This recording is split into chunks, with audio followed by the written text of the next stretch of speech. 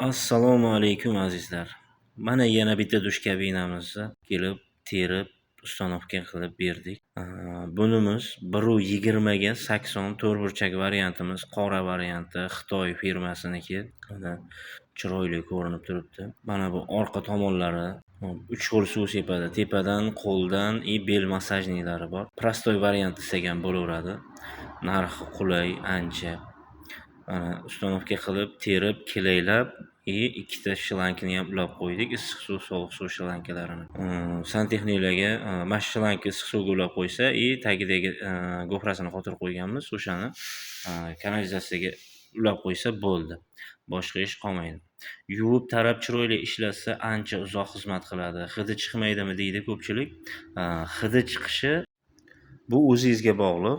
Yuvib tarab chiroyli ishlatsangiz uzoq xizmat qiladi. Bu suv shimib qoladigan, hidi chiqadigan buni ichida narsasi yo'q. Hamma yo'q oynak, akril. Chiroyli yuvib tarab ishlatsangiz, xudo xolasa ancha uzoq xizmatingizni qiladi. Video agar qiziq bo'lgan bo'lsa, bundanda qiziqlarini o'tkazib yubormaslik uchun podpiskani bosib qo'ying.